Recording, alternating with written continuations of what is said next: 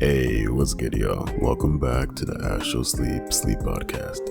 I just want to give a quick update since it has been a minute since you guys have heard from me. It's been about like 2 weeks or so since my last upload. And I just want to let you guys know that I had just been working on, establishing my social media presence. Okay. I was not trying to neglect y'all, not trying to forget about my stories I already had recorded. I just had to edit them. I just had to quickly get some things on the floor, honed, down packed before I came back to recording. So I'm back. I'm excited to really present this next story because I have put in some effort. Definitely one of the bigger stories with a lot more edits involved. And I truly hope you guys enjoy the whole thing from the beginning to end. Alright, now, with that being said, the story is called Something Walks Whistling Past My House Every Night at 3:03 a.m. This is by Grand Theft Motto on the No Sleep subreddit. Alright, now with that being said, hope you guys are relaxed, laying back, or at least comfortable, and ready to listen to the story. Enjoy.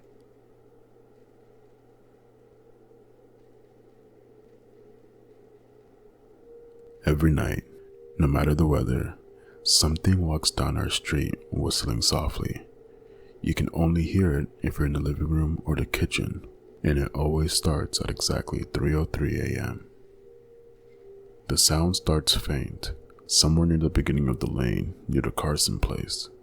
We're towards the middle of the street, so the whistling moves past us before fading away in the direction of the cul-de-sac.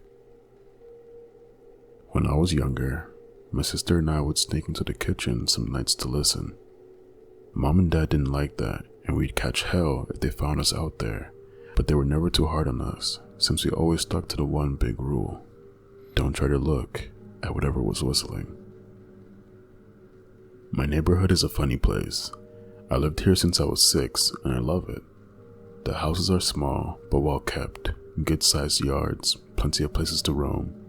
There are a lot of kids here my age. I turned 13 back in October. We grew up together and would always play foursquare in the cul-de-sac or roam around from back porch to back porch in the summer. This was a good place to grow up. I'm old enough to see it. And there's only 2 strange things here: the night whistling and the good luck. The whistling never bothered me much. Like I said, I couldn't even hear it from my bedroom, but my mom and dad don't like talking about it, so I stopped asking questions. My dad is a strong guy, tall and calm. He has an accent since he moved to the US as a kid.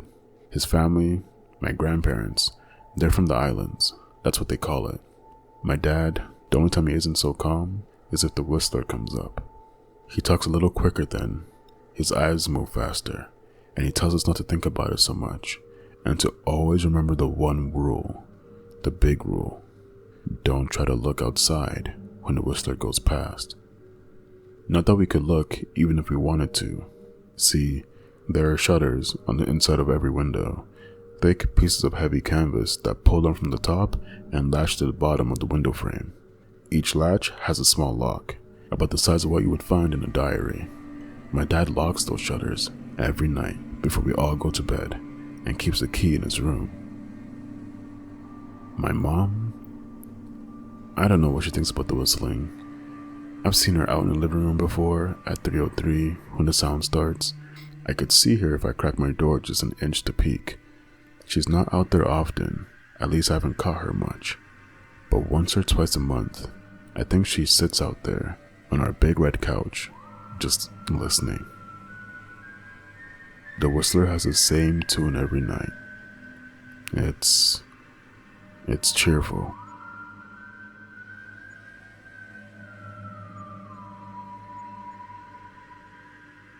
Remember how I said there were 2 odd things about where I live?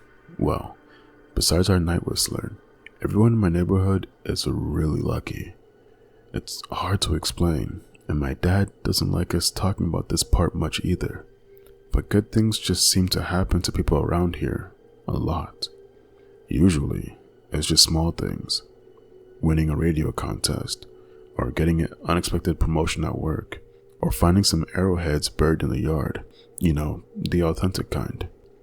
The weather is pretty good, and there's no crime, and everybody's gardens bloom extra bright in the fall. A million little blessings I've heard my mom say about living here. But the main reason we stay here, why we moved here in the first place, is my sister Nola. She was born very sick, something with her lungs. We couldn't even bring her home when she was born, only visit her in the hospital. She was so small, I remember, small even compared to the other babies. A machine had to help her breathe for her. We moved into our house here to be closer to the hospital. As soon as we moved here, Nola started getting better. The doctors couldn't quite figure it out.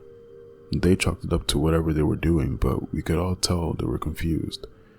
But my parents knew, even I knew, Nola getting better was just another one of those million little blessings we got for living in our neighborhood. So that's why we stayed, even after we found out that for every small miracle that happens here every day, now and then, some bad things happen. But they only happen if you look for the whistler. See, our neighborhood has a welcoming committee. They show up with a macaroni casserole, a gift basket, and a manila folder whenever someone new moves in. They're very friendly. 4 people showed up when we moved in 7 years ago. The committee made small talk, gave me a Snickers bar, and took turns in holding Nola. It was her first week out of the hospital, so they were extra careful. Then the committee asked to speak to my parents in private, so I was sent to my room where I still managed to hear nearly every word. The welcoming committee told my parents how nice the neighborhood was. Really exceptionally hard to explain kind of nice. And then they told my parents about the even harder to explain whistling that happened every morning at 3:03 a.m. and ended at the tick of 3:05. The group, our new neighbors, warned our parents that the whistling was quiet, would never harm us or hurt us, as long as we didn't look for what was making the sound. This part they stressed, and I pushed my ear into the door straining to hear them. People who went looking for the whistler had their luck change, sometimes tragically. A black cloud would hang over anyone that looked. Anything that could go wrong would. The manila envelope the community brought over contained newspaper clippings, stories about the car crashes and ruined lives, public deaths and freak accidents. Not everyone dies, I heard the head of the committee tell my dad, but the life goes out of them even if they live. There's no light in them ever again. No presence. My mom, I could tell, she wasn't taking it too seriously. She kept asking if this was some kind of prank they play on the new neighbors. At one point, my mom got angry, accused the committee of trying to scare us out of the new home, asked them if they were racist on account of my dad being from the islands. My dad calmed her down, told her he can tell our new neighbors were sincere and they were just trying to help us. He explained that he grew up hearing these kind of stories from his mom and that he knew that there were strange things that walked among us. Some of those strange things were good and some were bad, but most were just different. After the committee left, Dad went out to the hardware store, bought the canvas blinds, the latches, and the locks and installed them on every window in the house after dinner. The first night in our new house, I crept out of my room at 3 a.m., only to find my dad awake, sitting on the living room couch, holding my baby sister. My dad held up a finger in a shh motion, but patted the couch next to him. I sat, and we waited. At exactly 3:03, we heard the whistling.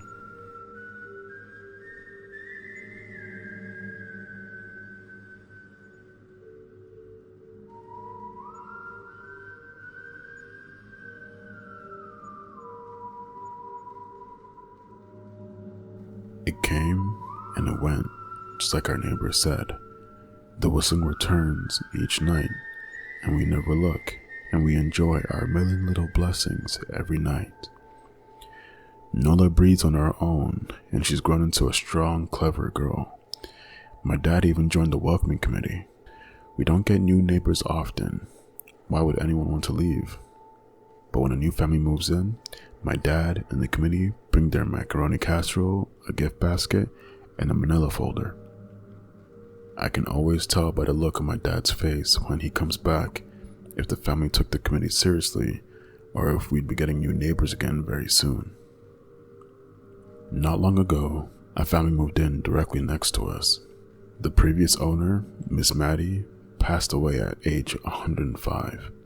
She lived a good life, a long life. Our new neighbors seemed like they'd fit in just fine. They believed the welcoming committee, took my dad's advice about locking the shutters since they had a young child of their own. Whatever newspaper clippings were in that manila envelope, whatever evidence, my dad never let us see. But I imagine it must be awfully convincing since our neighbors got along with no issues for the first month. One night, when our new neighbors had to leave town, they sent their son, Holden, to stay with us. He was 12, a year under me in school. I didn't know him well before that night, but as soon as his parents dropped him off after dinner, I could tell it was going to be a bad time. "Do you know who's always out there whistling every night?" Holden asked the moment the adults left the room. The three of us were sitting in the den, and some Disney movie was playing idly on the television. My sister and I exchanged a glance. "We don't talk about that," I said. "I think it's that weirdo that lives in the big yellow house in the corner," Holden said. "Mr. Tolles?" I asked. "No way. He's really nice." Holden shrugged. "Must be a psycho killer then." Nola tensed. "We don't talk about it," I repeated. "Let's go in my room and play Nintendo."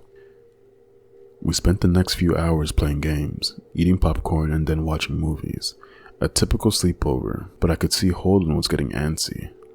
After my parents had wished us a good night, locked the blinds, and gone to bed, Holden stood up from his beanbag and walked over to where Nola and I were sitting in my bed. "Have you ever tried even looking?" he asked. "It's nearly time." Like most sleepovers, we'd conveniently ignored any suggestion of a bedtime. I was shocked to see he was right. It was almost 3 a.m. I sighed. "We don't... See, I can't even try to look because my dad locks the blinds every night and hides the key," he continued, ignoring me. "So does our dad," I said. "No," replied Holden. "No, he doesn't." "You saw him do it," I said, a little sharper than I meant to sound. Holden grinned. "Your dad locks the blinds, yeah, but he doesn't hide the key. He keeps it right on his normal keychain." "So?" I asked, worried I already knew what he would say next, because I had noticed that my dad didn't bother hiding the key anymore after all those years, because he knew we took it seriously. "So, after your dad locked up, but before your parents went to bed, I went to the bathroom, and on my way, I may have peeked into their room, and I may have seen your dad's keychain on his nightstand, and I maybe went and borrowed the keys to the blinds." Nola and I stared, and his grin only grew wider. "You're lying," I said. Holden shrugged. "You can check if you want. Just open your parents' door and look. You'll see his keychain right there in the nightstand." "Stay here," I told both of them. "Don't move a muscle." I hurried over to my parents' room, but hesitated at the door. If Holden wasn't lying, my dad would be angry, beyond angry. I was scared thinking about it, but more scared of an open window with the whistler right outside. I opened the door, barely an inch, and I looked in, but it was too dark to see. Taking a deep breath, I walked into the room. 2 steps into the dark, I froze. The whistling started, and I could hear it clearly from my parents' room. I never realized, but they must have heard the sound every night since we moved into the house. They never told us. I don't think I could have slept through it. I stood there, listening to the whistling coming closer, unsure whether I should turn on a light or call out for my dad. Soft sounds from the living room brought me back to reality. "Nola!" I yelled, running out of my parents' room. Holden and Nola were standing near the front door next to a window. Holden wasn't lying. I could see him fumbling with the lock on one of the blinds. I heard a click. He did have a key. Holden let out a quick laugh. Nola stood next to him, hunched up, afraid, but maybe curious. The whistling was right outside our house now. I think I made a sound, called out. I can't remember. Time felt frozen. Clock hands nailed to the face, but I found myself moving. I'm not fast. I've never been athletic. Somehow though, I covered the space between myself and Nola in a moment. My eyes were locked on her, but I heard Holden pull the blind all the way down so it could release. I heard the snap of it start to raise, and I heard the whistling just on the other side of the window. But I had my arms around Nola, and I turned us around so she would face away from the window. At the same time, I jammed my eyes shut. The blind whipped open. The whistling stopped. I felt Nola shaking my arms. "Don't look, okay?" I told her. "Don't turn around." We were positioned so that she was facing back towards the hallway, and I was facing the window. My eyes were still closed. I felt her nod into my shoulder. I reached out with the other arm not holding Nola, and tried to touch Holden. My hand brushed against his arm. He was shaking worse than Nola. "Holden?" I asked. Silence. I reached past him and gingerly felt the window, eyes still sealed shut. The glass was cold against my fingertips, colder than it should have been for the time of the year. I moved my hand up the window, searching for the string to the blind. The glass began to get warmer the further I reached, and there was a gentle hum feeding into my fingertips. I tried not to think about what might be on the other side of the window. Finally, I touched the string, yanked the blind shut. I opened my eyes. In the dim light leaking out of the kitchen, I could make out Holden, pale and small, staring at the now closed window. "Holden?" I asked again. He turned towards me, and he screamed. Everything became a flurry of motion. Lights sparked to life in the hall, then the living room. My parents' footsteps thudded across the hardwood floor. I didn't turn to look back at them.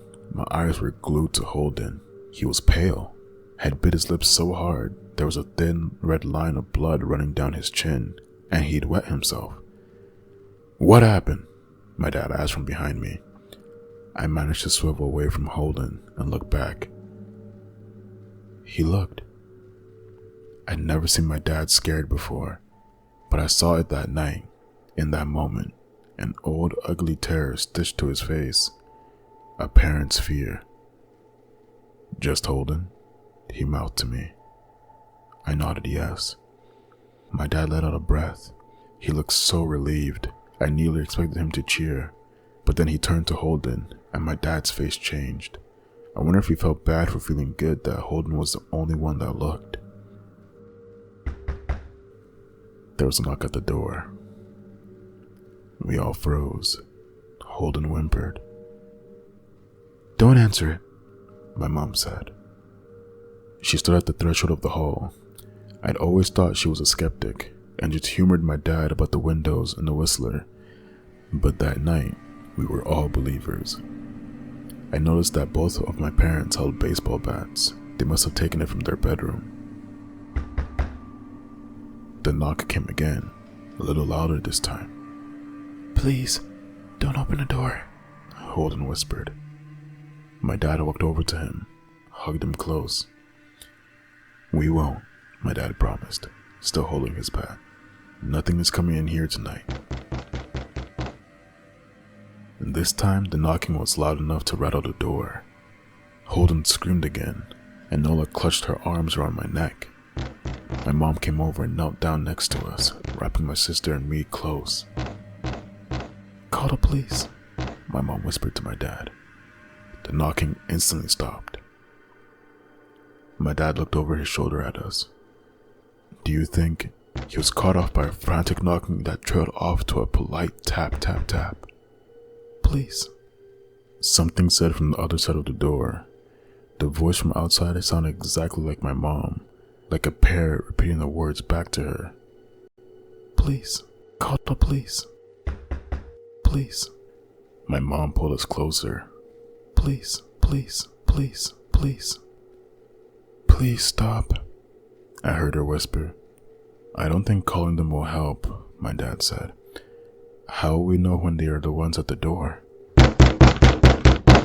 The knocking came back harder than before.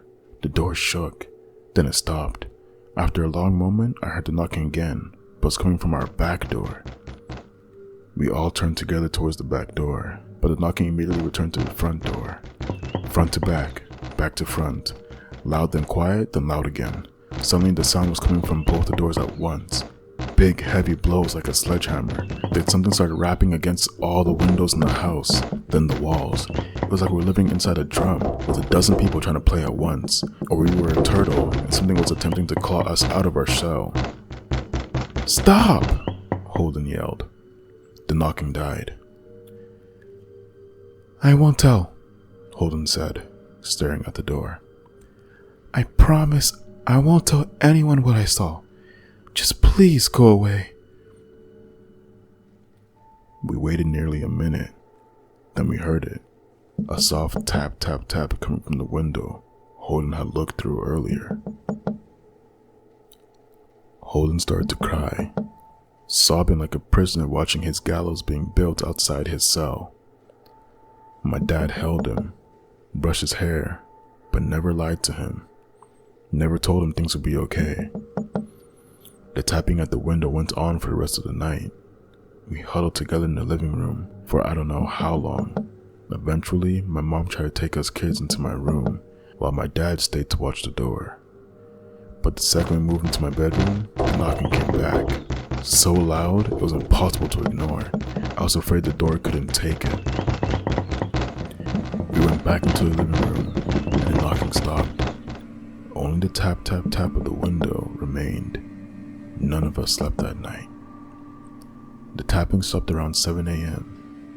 That's about the time the sun comes up here. We waited another 2 hours before my dad opened the blinds from one window. He made us all go back to my parents' bedroom first. I heard him open the door, then come back in. "Okay," he told us. "It's done." Holden's parents came back around lunchtime. My mom and dad walked Holden over to his house, and they all went inside for quite a while. Nola and I watched from the window. She stuck to me the whole day, right at my side, sometimes holding my hand. When my parents came back, they looked grim, but they wouldn't tell us what they said to Holden's family. It was a Sunday, so we all spent the day together, ordered pizza, and watched movies. That night, everyone slept in my room. Nola and my mom in the bed with me, my dad in the chair he'd pulled over. There was no knocking that night, or any night since. We didn't see much of Holden or his parents for the rest of that week, but by Thursday, there was a moving truck in their driveway. Nola and I watched them packing up the whole afternoon after school. What sticks with me the most is how tired Holden and his parents looked. All three had the same pallor, grim mouths, and lightless eyes. Even from across the street, I could tell something was very wrong. Holden and his family were gone before sunset. I remember what the original welcoming committee said to my parents when we moved in. Not everyone who looks at the whistler dies, but even those that live have the light go out of them, and the rest of their lives are full of misfortune. A million little misfortunes. I think Holden's parents must have looked, either to comfort him if they didn't believe him, or share the burden if they did. I watched Nola some days, happy and young and alive, and I wondered if I had been slower, if she looked out that night. Would I have looked out too? To comfort her? To share that burden? I'm glad I don't have to find out. We still live in that house, in that neighborhood. We still hear our whistler walk past every night. The blessings, the luck, the good things here are too good to leave, but we're careful.